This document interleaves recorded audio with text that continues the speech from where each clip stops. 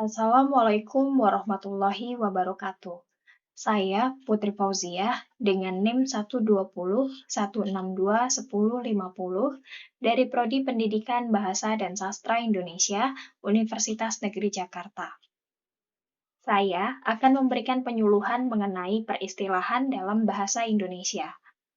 Video ini dibuat untuk memenuhi tugas UAS saya dalam mata kuliah Perencanaan Bahasa dengan dosen pengampu Ibu Dr. Liliana Mulyastuti MPD. Mungkin banyak yang bertanya-tanya, apa sih peristilahan itu? Apa bedanya istilah dan tata istilah? Serta ada apa aja sih syarat yang harus dipenuhi jika satu kata atau frasa dapat digunakan menjadi sebuah istilah? Hari ini kita akan mengulasnya bersama saya Putri Fauziah. Sebelum jauh membahas mengenai peristilahan bahasa Indonesia, ada baiknya kita lebih dulu nih berkenalan dengan apa sih istilah itu. Nah, menurut Pedoman Umum Pembentukan Istilah yang diterbitkan oleh Pusat Bahasa Departemen Pendidikan Nasional pada tahun 2007, mengungkapkan bahwa istilah adalah sebuah kata atau frasa yang dipakai sebagai nama atau lambing untuk mengungkapkan dengan cermat sebuah makna dari konsep dalam suatu bidang ilmu pengetahuan, teknologi, maupun seni. Lalu apa sih tata istilah itu? Nah, menurut sumber yang sama, tata istilah atau terminologi adalah sebuah perangkat asas dan ketentuan pembentukan istilah serta kumpulan istilah yang dihasilkannya. Jadi, istilah dan tata istilah adalah dua hal yang berbeda tapi saling bersangkut paut. Teman-teman, tahu tidak sih kalau istilah itu ada dua jenisnya loh? Apa saja ya? Yang pertama adalah istilah umum dan yang kedua adalah istilah khusus. Yuk kita bahas lebih jauh. Istilah umum.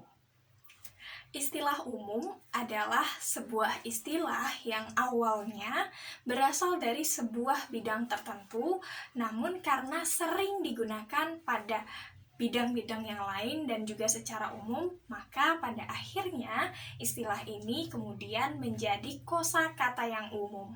Contohnya adalah anggaran belanja. Anggaran belanja ini adalah istilah yang kerap digunakan dalam bidang ekonomi. Tapi karena ini sudah sangat umum digunakan, maka istilah ini menjadi istilah umum. Yang kedua adalah daya. Daya ini adalah istilah yang akrab digunakan dalam bidang fisika ataupun bidang lainnya. Dan ini kemudian menjadi kosakata yang umum dan menjadi istilah yang umum juga. Dan yang terakhir contohnya adalah takwa. Takwa biasanya kita jumpai dalam bidang agama, bidang religius. Dan ini karena sering digunakan dalam kehidupan sehari-hari, maka kemudian kosakata ini dapat dijadikan menjadi istilah umum. Istilah khusus. Istilah khusus ini berbeda dengan istilah umum. Kalau tadi istilah umum, kosakatanya secara umum digunakan, tetapi istilah khusus ini hanya dapat digunakan pada satu bidang tertentu, yakni bidang itu sendiri.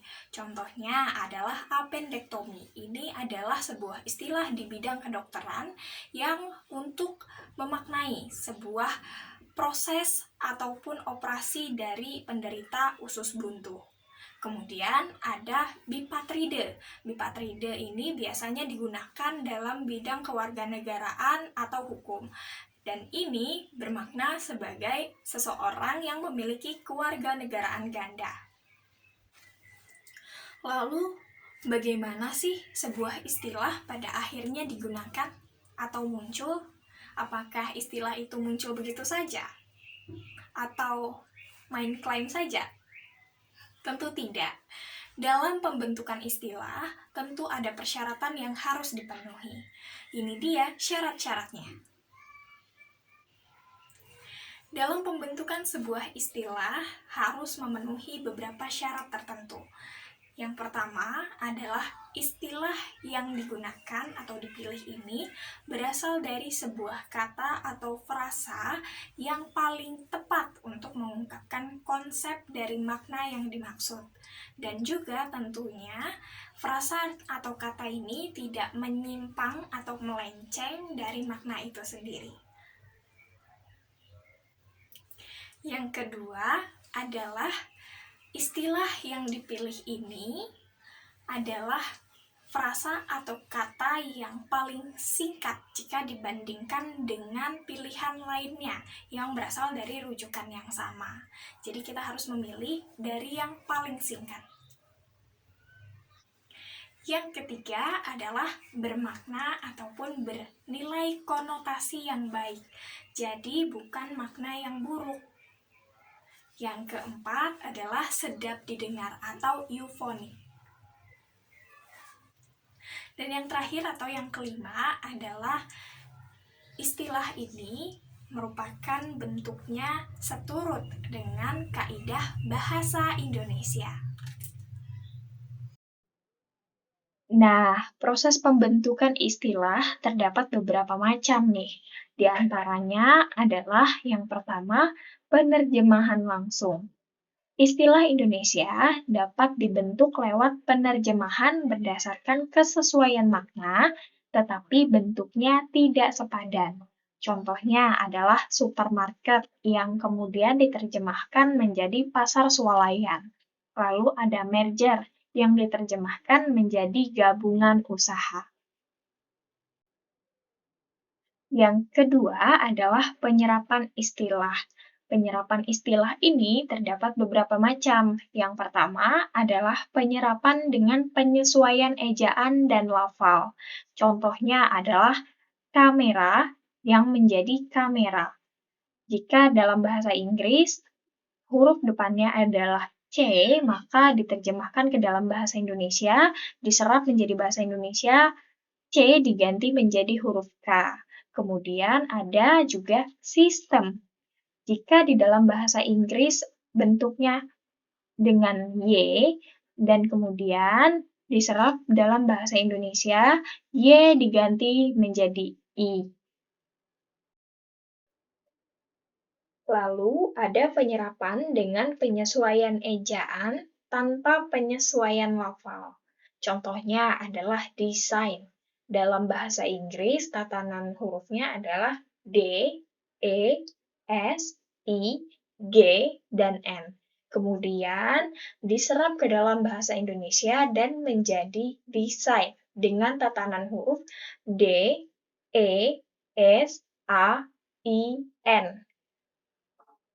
Yakni huruf G-nya dihilangkan dan diganti menjadi AI. Lalu ada juga istilah science, yang dalam bahasa Indonesia diserap kemudian menjadi science. Kemudian ada juga penyerapan tanpa ejaan tetapi dengan penyesuaian lafal. Di sini contohnya adalah bias dalam bahasa asing. Kemudian dalam bahasa Indonesia menjadi bias. Lalu dalam bahasa asing juga ada istilah nasal, kemudian dalam bahasa Indonesia menjadi nasal. Yang terakhir adalah penyerapan tanpa penyesuaian ejaan dan juga tanpa penyesuaian lafal. Contohnya adalah status quo yang kemudian menjadi in vitro. Lalu ada juga allegro moderato menjadi divide et impera. Namun ada juga istilah yang digunakan tetapi tidak menggunakan huruf miring. Contohnya adalah golf. Kemudian dalam bahasa Indonesia hurufnya tidak dilakukan dengan miring, tetapi tetap dengan pembacaan lafal yang sama, juga dengan ejaan yang sama. Demikian pembahasan kita mengenai peristilahan bahasa Indonesia hari ini. Semoga bermanfaat. Wassalamualaikum warahmatullahi wabarakatuh.